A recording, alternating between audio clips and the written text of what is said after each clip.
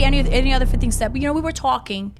That's what Clary says. Back then when she was talking to someone, it wasn't just we're conversating. No. There was kissing involved, held of the hands, sobadera, toda la vaina. The merchandise was touched. Different filter. Yeah. So that's what I'm saying. Let's go biblically. Forget what the world is saying out there. We know what happens out there. Trust me, I know. I was out there for 21 years before I got here. And it happens.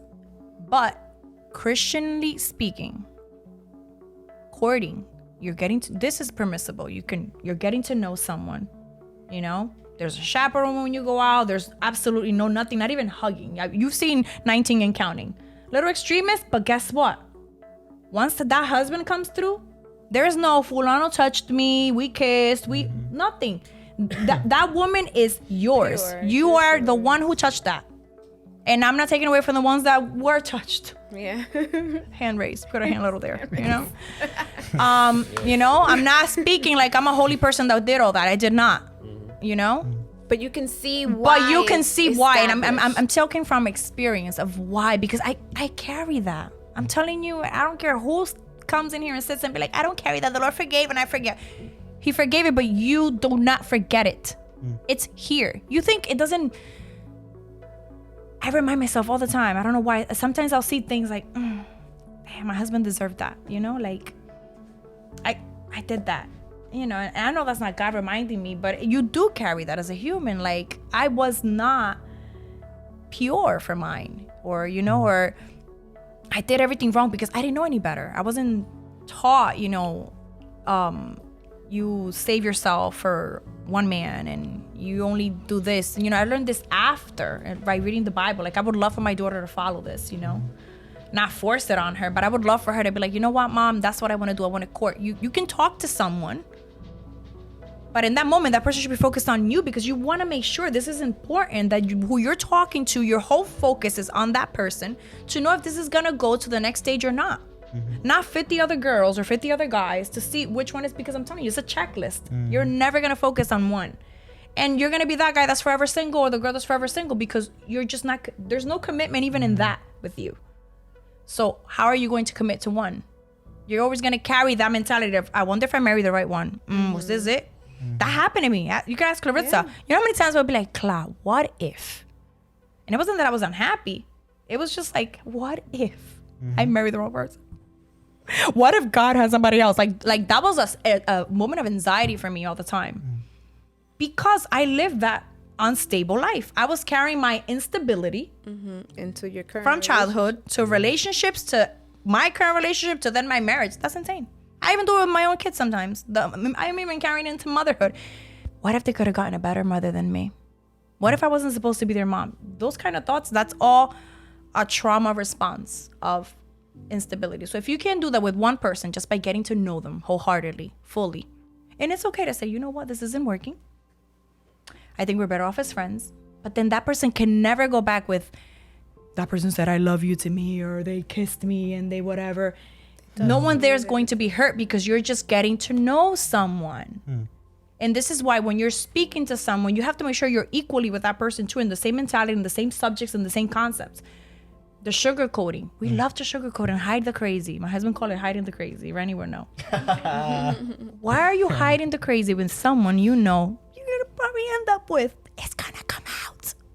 At some point, the crazy is gonna kick in. Be yourself, right? It's the same thing. It's that fear. I think it's that fear of rejection. Yes, rejection. And if I focus on this one person, they're gonna get to know me. And they're gonna run. If that's your mentality, run now. You need to work on yourself. Yeah, that's good. I like that. So do you think that leads to the lack of commitment now? Of course, 1,000%. The lack of commitment in humanity right now, in society, and us, even in the church, the lack of commitment is that we hide from Christ, who sees it all, Jonathan. Like, I have caught myself trying to keep things from God when I know He sees it. And I know that He sees it. But it's just the sense of admitting it, or being real with my struggle or my sin. So that's where the commitment comes from. Like, I can't commit to this one person because I myself don't know where my identity is hidden in still. I haven't dealt with like your mom said, you have to work on yourself before you go and align yourself with someone else, because you will damage that person one way or another. If you don't work on yourself, you have to. Even if you're in a relationship right now, you feel like, we're solid, this is good. Take the time to have your own time with God, with yourself, with your friends. Build relationships, because if that relationship, God forbid, God only knows, doesn't work, something happens, you don't know what might happen tomorrow. Are you going to deconstruct when that person is no longer in your life? God has to be enough. And I saw that firsthand in Joe's life. We would continue like, oh, we want Joe to get married, The whatever. Hamona of the church. The Hamona of the church, that's funny. What's Hamona for people who don't know? A woman that is past 23 years old and has not gotten a boyfriend or a husband yet. Yeah. And I'm telling you, I was 23 and people were already asking, why didn't I have a man? You know how young a woman is at 23? Very young. But in our culture, Hispanics, usually they're married, 18, 19. Yeah. So, and I could see, because our eggs are at its peak, the best eggs are at 25. After that, after 30, your eggs are geriatric, sadly. So they are. That sounds old. It is. Surprise. Because don't forget, we're born with our eggs. You're born with your eggs, so they're aging. We're The minute you're born out of with the our mom's eggs. womb, your eggs start aging. Yeah. I literally just saw a video saying how you were born with like 1 point some million, and by the time you hit 30, you were like on a couple of thousands. Exactly. Yes. So you're running out of time. So I get it. So we felt like that with Joe, like, danger oh, zone. she's running out of time, and as you see her personality, she's bubbly, she's great. That was the biggest joke, guys. She was beautiful, so no one would We understand had like a why. man say, well, what was it that this man, I'm not going to say no name because he'll hear this and probably crack up. Like, wow, they threw me under the bus. This man said, JoJo is funny, she's pretty, talented. Why? What's wrong with her? Yeah. So I was wrong. I was single. Sam was wrong because she was single. But you know Miércoles. what it was, Something and was I certainly think wrong. just She's being crazy. in a personal relationship with her, God needed her to make him enough. Like, if I don't have anything else, I already don't got a mama, I don't got a dad, I don't got nothing. Is that enough? Am I happy enough with just you? And until she reached that, she her eyes didn't open to anyone. Like, truly open. It didn't open to her husband. The minute she was like, you know what? I'm happy the way I am. God is so good. She was like in such a great place. And I swear it wasn't even a month later. A month later, I remember that she all of a sudden feeling. was like, That oh, joy look at inside of me. Jose. Like, it was like, all of a sudden God let her The veil see was that. lifted. Yeah. the I'm veil telling was you, your mom lifted. caught it before I even caught it. Yeah, I did. She called me checking him out. I was like, what you I'm doing? like, oh, dude. I'm like, Am I seeing what I'm seeing? no, but I've never done that. Like him, check him out. I checked him out, and she goes, did I just catch you checking fats out? And I was like, no, ew, what's wrong with you? Like, that was the most appalling thing for me every time have a someone went to question. me and him. And I She doesn't I have was headphones shocked. on. Like, what? I was so shocked with what I was like feeling for him, because I'm like, this is impossible. Like, no. I was shocked. Like, no, then I'm mad. I'm finally fine alone. Like, I'm yes. finally good. Like, you don't understand. Like, I can't describe the joy. Like this happiness in here that I couldn't describe. Like, I was just great. I did not care if a man will come or not. Your first taste of independence was stripped from you. Yes, like the spiritual independence, finally, because I was codependent to any relationship and people. For every little thing. Like, if I wasn't around someone, unless I was sleeping, I felt this insane loneliness. Like something was missing always. And it wasn't a person, it was God. I was in church, worshiping on that altar, still not giving Christ the fullness of me. Like, that was the most crazy thing in my mind. Like, I knew of him, I knew the right things to do, the right things to say, how to dress, everything, but he was not in there. You went through Like, the motions. fully, you know. And she would say all the time, like, I'm just empty. I felt empty. That was my favorite word. Like, I just felt empty, numb. That's what worries me, because people go through the motions a lot.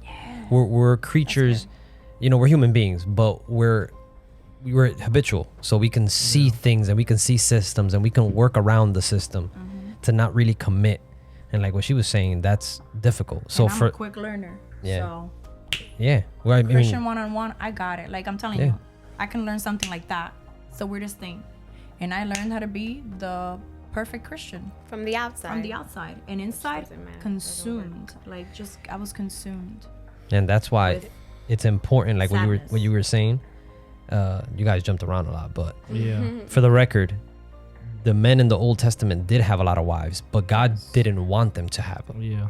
He told them not to do it. Permissible. And they did it because they had money, they were kings, and you guys know what happened to Solomon. He got strayed, and he even said in the end, you know what? Only thing that matters is God. With the relationship things we were talking about, it's important that we treat everybody like we treat ourselves, right? If we don't want somebody to treat us badly, we don't treat people badly. So once we start, like what Joe's saying, if I understand God is everything, Paul says, I live everything to please God. So if I live for God. If I die for God. So everything I do is for God. So even if I want to talk to somebody, this is why she was saying we don't really do that in the church, because it's going to be trouble, right? You got to evaluate what's going to happen. You know, remember, we talk about this all the time. Decisions we make have consequences. And the consequences, we either going to live with them, but we can't change them. No matter how much we kick and fight, they're going to be there. And it could be our misstep, it could be our misdirection, it could be our communication, whatever it is, whatever our agenda was at that moment is going to come up. What I would do, because even in any relationship, even friends, because there's different types of relationship, family, friends, love, is what's going to happen if this doesn't work out. Meaning not trying to be sour or negative, but now when I put that in my mind, I'm navigating gently. I'm picking my words. I'm picking when are we talking, not sending the wrong signals. You know what I'm saying? Because all that's going to interpret. So you guys talk about what you girls think and see. Let me tell you what the guys see. They're probably not going to admit it. But when we see a girl that has our attention, or we have her attention, our mind starts working. And even if the girl says, he said, amen. Insert amen in there.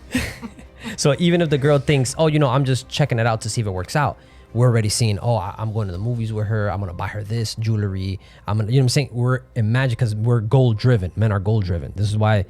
We're thinking ahead. We're always thinking Yeah, ahead. exactly. We're goal driven. We think ahead. So we see a building before it's up. We see the floors. We see the detail. So that same thing with a relationship. A girl's like, oh, I'm going to see where this goes. If it doesn't go there, it's over. And for you girls, it ends. For a guy, it doesn't. It's like, oh, but it could have been this, and that. And it becomes worse for that person. Which is why communication is key. When you're in the talking stage, how you guys say, you have to. I know it's easier said than done. I guess I appreciate that my husband was sort of my best friend before he was anything. Like, I could truly be myself.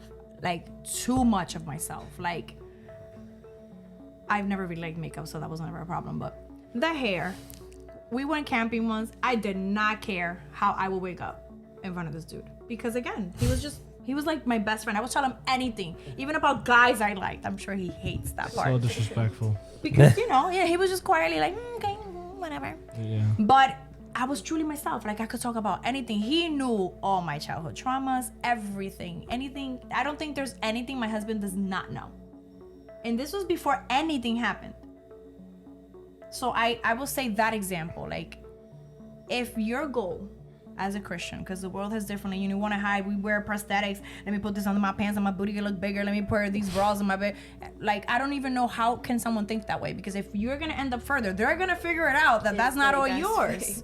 Your lashes need to come out at some point, right? Like, Joe, you know what's crazy? that's my favorite thing. Like, how do you think I'm out? Like, They're yelling, let's keep it real, but they're all fake. but when, yes, like I don't agree with that. Be for real. No, seriously. Like, but in your case, maybe those are people that are okay with, like the BFR. one night stands, and then you go to the bathroom and you wake up, put your makeup back on and everything, and then you lay down like you just woke up like that. That's okay if they want to live the world like that. But if you are dating someone right now and the goal is marriage, right?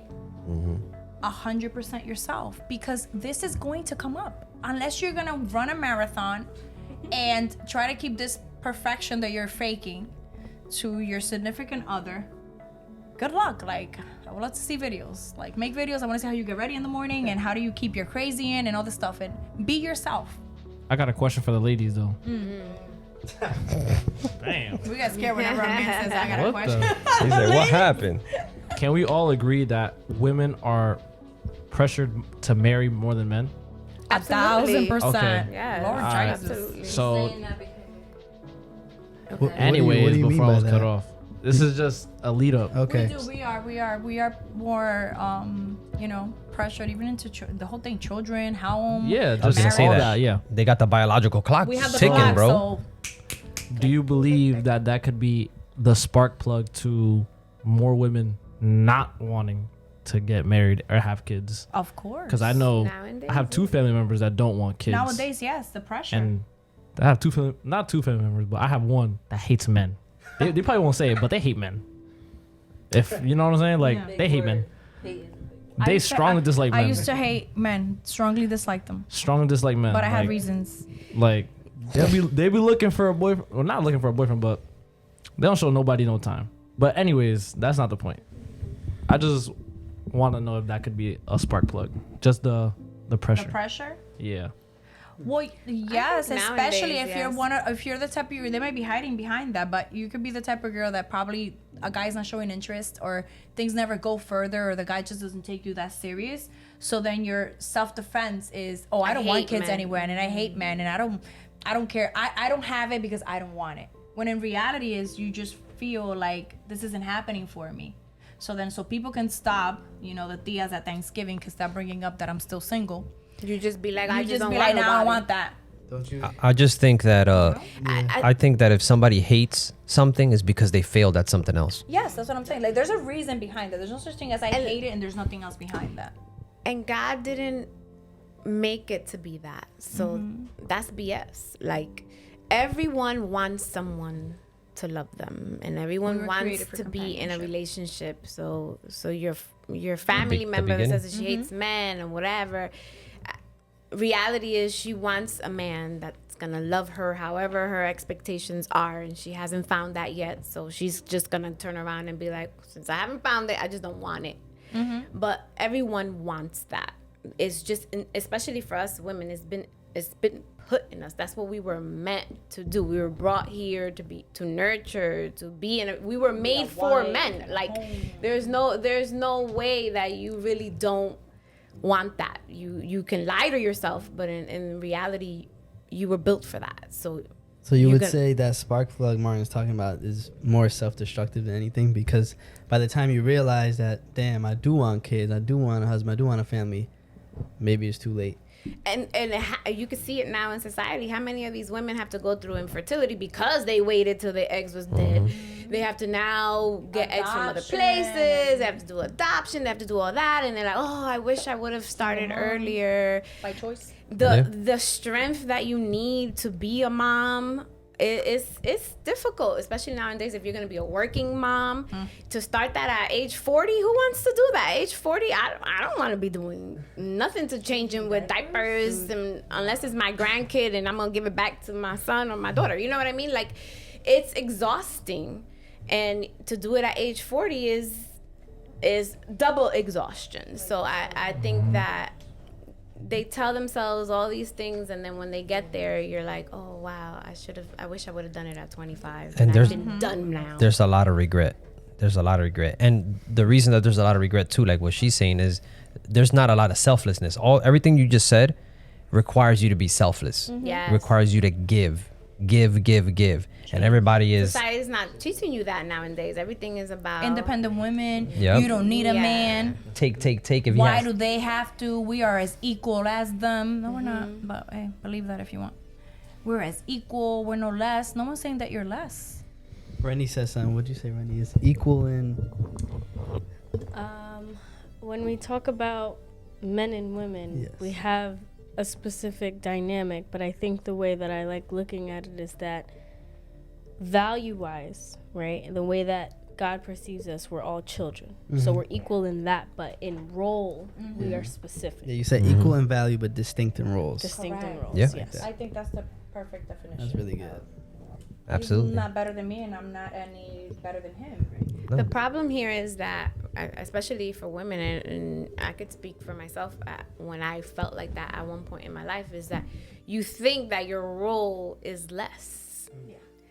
It's been put in your head that your role is less, but it's not. Nope. Your role is just as important. It's just as equal as the man's role. It's just different, but it is just as important, and it's not less. Maybe society has made you feel like it's less, but it's absolutely necessary. We need both things. Without both things, this world does not go around. Yep. Simple. And if you do both things, man or woman, if one person does both things, they're gonna be drained. Oh, absolutely.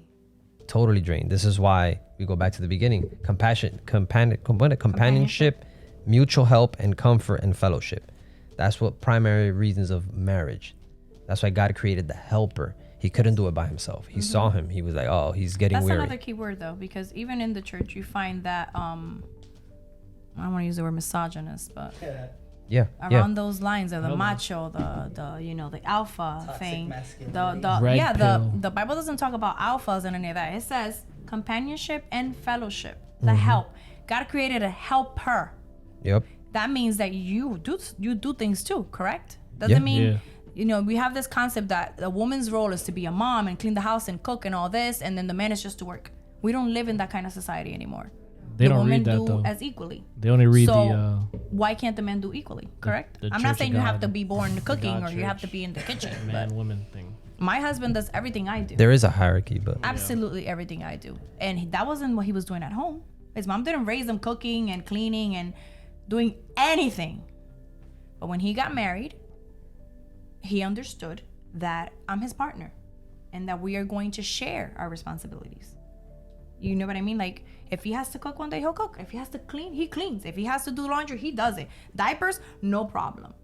So I have a question. The good thing I think. Oh, before you answer your question, the good thing that what you're saying about Jose is I think he enjoys it too. Yes. He definitely enjoys the cooking, the cleaning, and He the taking loves care all of of kids. that. Absolutely. He loves it. And they might be a man that doesn't do that. That doesn't mean that the man, I'm not doing that. That's just the dynamic that him and his wife have. Yeah. I'm Absolutely. good at this stuff. I don't want to die poisoned by his food. So he gonna go ahead and fix things while I do this. Yeah. It's that's why it's a partnership. Like, I can't say my relationship has to be exactly like Carissa and George's relationship. My husband wouldn't meet up. No, it's different. He can't fix a thing in the house for the life of him. But for some reason, I love it. But he could cook God up a just- storm. He Yeah, could he could cook. because He could George give is not you gonna sit there and 50,000 cook you menus. a meal. He He'll give you a make you whole a menu. lasagna. Te lo escribe and it'll taste I'll bake. amazing. Like, not because he's my husband. He's just great at that. So now, quick question. So now, since in this society, right, we're the gender roles have been blurred, right? So would you say that it's good for a couple or a marriage, a husband and wife, to kind of know how to do both roles of the gender roles, like because obviously you're saying not just a woman takes care of the kids, not just a woman cooks. So would you say it would be beneficial for relationships and marriages that the husband and the wife both kind of have an idea of what to do, like what they both have to do? So let's say one day you're not, you're feeling sick or you're not up to it, he can pick up the slack, and Of it's not like the course. world is gonna end because my wife cooks and I don't know how to cook, and now I don't know what Order I'm gonna do. out, or you know what I mean? Like, the point is that the world doesn't end because one of you can't perform. That's why when you say these vows when you get married, in the good and the bad, God forbid I end up sick. He has to be able to know how to take care of his children, right? Because your dad, like, well, I'm gonna bring another woman in here now because I can't do it. Or vice versa. God forbid he ends up sick. Does that make him less of a man that he's not providing? Does he stop being the head of the house because he can't provide? No. And I'm telling you, society will try to drill that in you. Like, at first, I grew up with no parents, no home visual. Like, I didn't know what a home or a marriage should look like. So when I came to church, I started learning from the people we're hanging around with. People will tell you, do not hang out around married people if you're not married. No, the total opposite. There's no reason why you should be taking advice from single people Straight up. at all. It's like poor Because people what trying are to they tell giving you. Yeah, They poor not- people trying to tell you how to be rich. They not taking their own advice. You know what I mean? Like, that's like people that go to witchcraft. How come the witchcraft don't work for them? Oh, we were sent specifically to help. No. Like, I was single for how many years?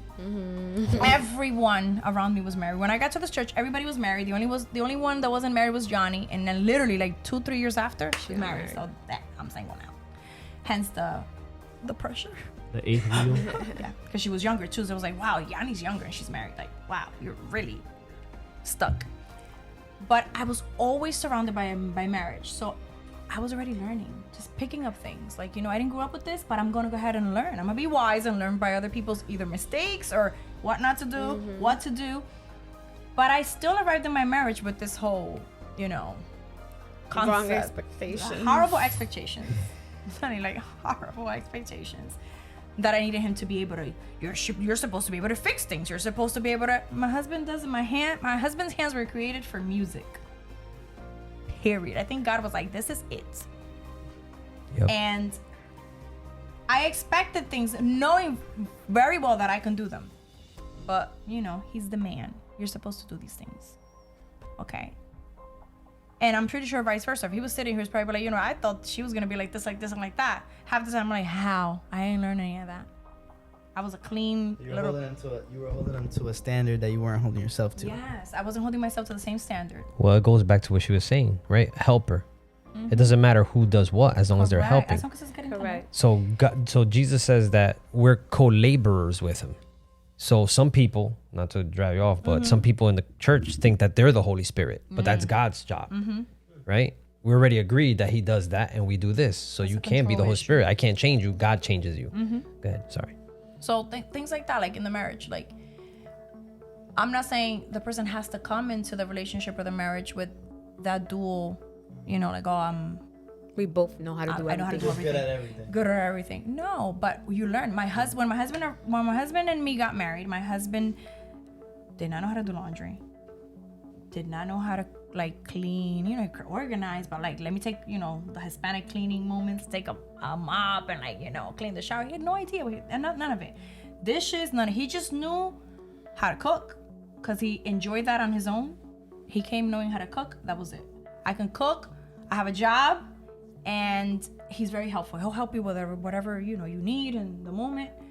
Nothing else. I taught him everything else. This is how we do this, how we do that. When my son was born, freaking out when we had to change the first diaper, but I'm Hispanic, so you grew up with 50,000 cousins that you change diapers, so you're trained. And I told him, I was like, oh, look, someone else would have been like, no, that's a woman's role, and I'm not gonna teach him to do that or expect that from him. I was like, come, I had a C-section, I can't get up. I'll teach you. Bring him here and I'll teach you. He learned, does it. Laundry, same thing. Got a few pink things in the beginning, but I wasn't gonna be like, you don't know. We have a habit too. You don't know how to do it, so I'm gonna do it. But then you're complaining that you're doing the post-side bullshit. Then you're complaining that you're doing it. You just told him he sucked at it and you walked away. Yeah, I teach them. I'm telling you, my husband knows how to do everything. Patience. Yes, Love. that love, It all comes full Yes, I'm telling you, it comes full circle. He knows how to do everything I know how to do. Exactly like me? Absolutely not. But it gets done. In your absence, it will happen. I'm telling you, in my absence, I already tell him, you don't need to remarry. You got this. He's like, oh, so now I gotta. The true reason why she taught him everything. Yeah, I was like, you don't need nobody. You're self-sufficient. Okay? And vice versa. But then I flip it. I'll be like, if something happens to you, I need somebody to provide for the babies. It's a joke I have, but God forbid something happens or I'm bedridden. He got it. He got the house. Might burn something down, but he got it. Those are the struggles. We're a team. I always tell him all the time, we're a team. When he comes, he's like, yo, why I gotta do it? We're a team. And then he gets excited, like, okay. I'm gonna say something because you guys said something too about alpha males, and I know that society wants and women want There's alpha women too. Yeah, but the women love alpha males. But hear me out.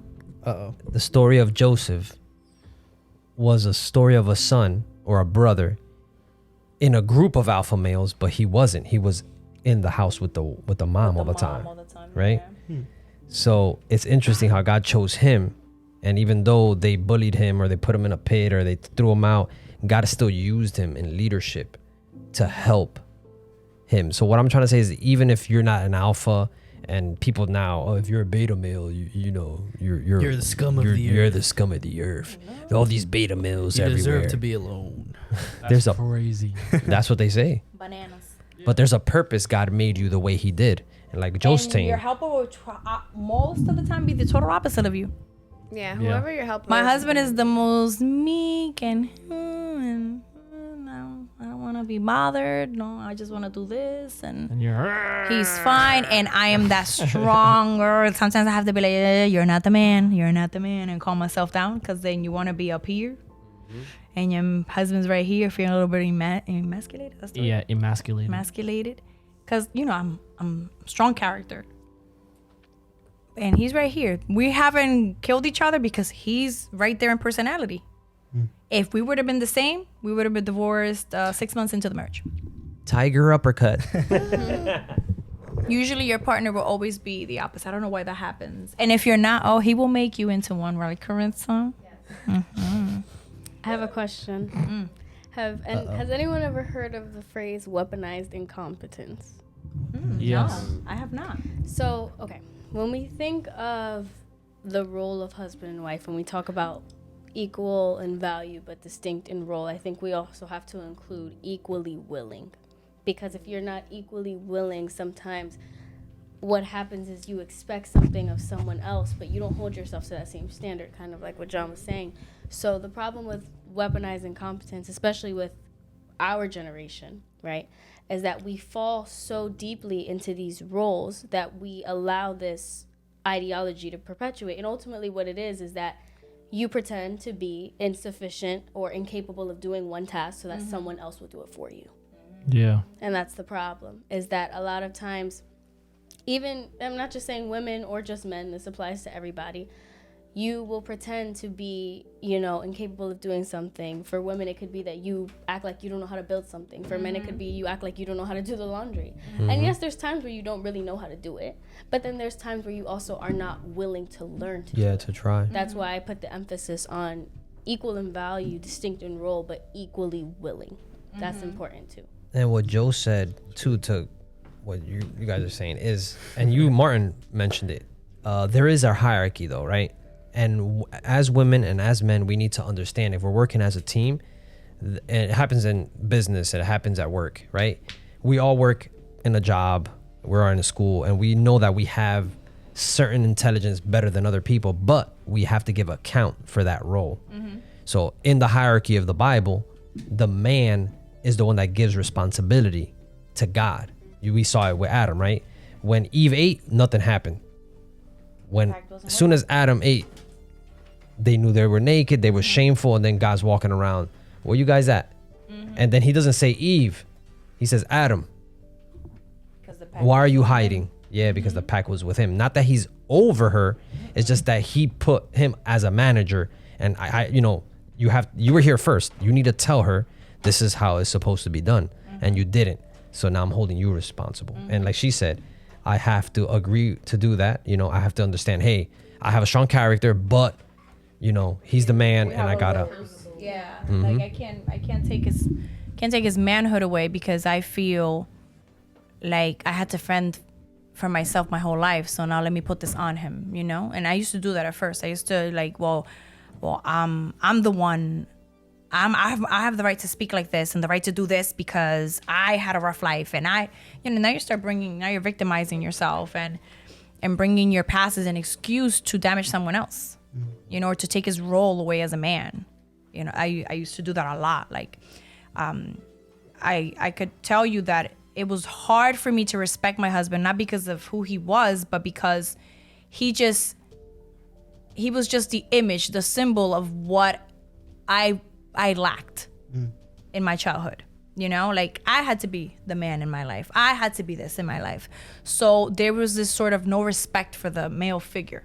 I even before him, I will go at it with like certain men, and I think George was the first man that I learned, like, yo, you have to respect me, not as someone older or nothing, like as a man, because I wanted to be equal in that argument, and and get disrespectful. I didn't understand that I had a role as a woman, period, and that regardless of his gender, I had to show respect when I spoke. And sometimes you might catch that Jojo come back here and there, because again, it's a constant daily work. It's who I was created in my childhood. So then it's like denying yourself. You know, say deny yourself and follow me. I have to deny myself every day. And some days I don't deny myself. Some days I act on that. And now I got to come all apologetic, you know.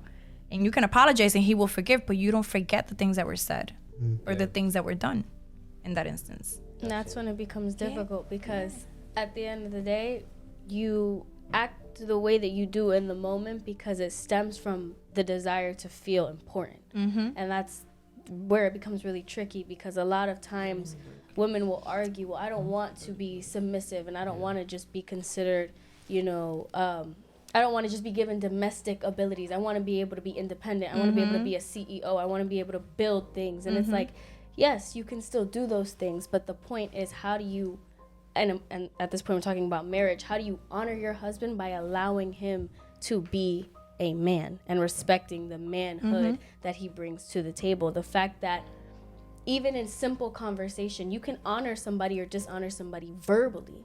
It doesn't just go with, you know, just your actions, but submission is not, it has a negative connotation. And that's the problem. When people think submissive, they think inferior, and it's not. Or abused or brought down. Right, and or subordination. It's not that kind of submission. It's a respectful kind that allows for there to be this dynamic of helper and executive decision maker. And ultimately, at the end of the day, the head of the household is the one that reports back to the Lord, right? Because you can equally have a relationship with the Lord, but everything falls onto the head of the household, which is the man. And what's interesting that you said submission sometimes is you have a lot of knowledge and you have to stay quiet. Remember, Jesus, he could have killed those Roman people, but he stayed quiet. So, okay. There's a time to speak, time to weep, and the Bible says it clear. Not only that, like we're talking about women being submissive, but my husband would never make a decision on his own and say, well, I'm the man of the house. Because I think that's a misconception we have as Christian wives, that if we're submissive, my husband runs everything and I just follow along. That's not it, right? It's a teamwork. I don't make decisions without consulting. He doesn't make decisions without consulting. And it's not on some, oh, by the way, babe, I'm gonna do this. It's we have to do this. What do you think? Because then that can also be misinterpreted as, oh, he just told me what was going to happen. No, that's not it. We made a decision together of this is the right move. You know?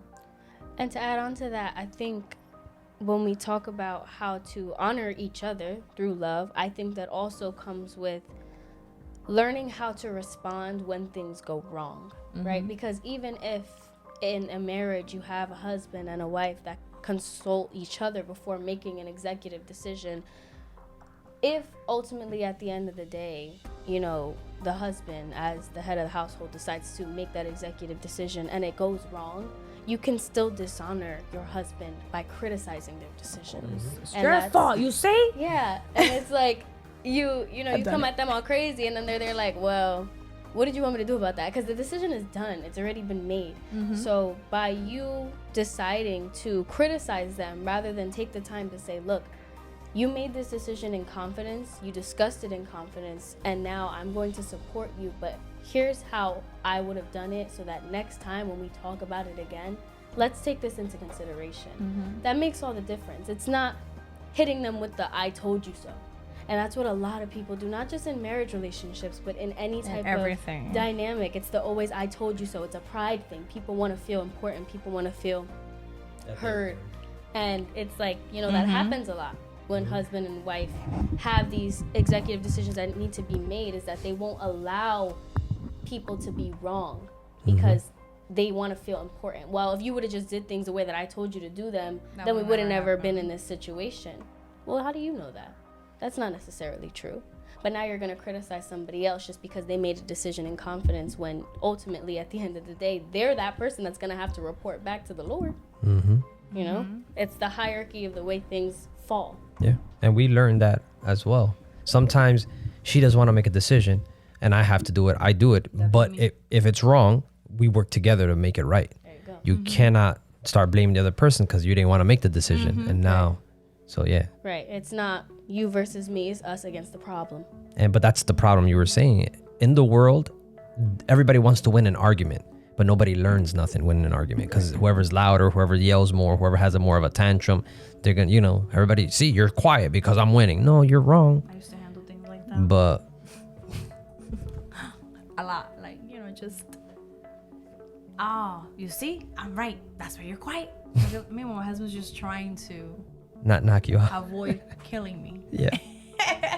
And, The wrath. you know, and you get rowdy, you get that pride sort of thing. Like, I can describe that feeling of like you just feel like, yes, I'm bigger. It boosts And your then ego. yes, and then when you come down out of that, you realize this is our problem. Yeah. And I just acted like I'm gonna go sleep elsewhere. Said, I have my own little house that I'm just gonna be like, you stuck with the problem. And then, you know, that's humbling. But at some point, I wasn't also realizing any of that. It was like, oh, he wrong, and that's it.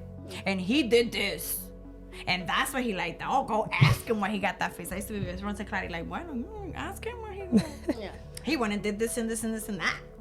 And then she'll flip and like, what did you do? Nah.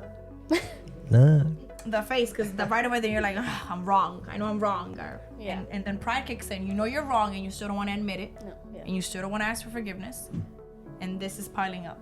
And remember, guys, we're relationship goals. I'm supposed to be sitting here saying we don't have any of those problems. We are amazing. Yeah. It was God just put us together. I've heard Papa say that, and it's just great. It just works, you know, like, because when God puts you together,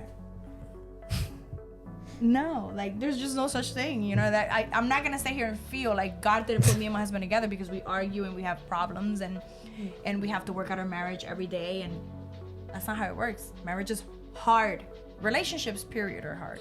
You remind me of Floyd Mayweather. Remember, John? He says hard work, easy work. Dedication. He says dedication, easy work.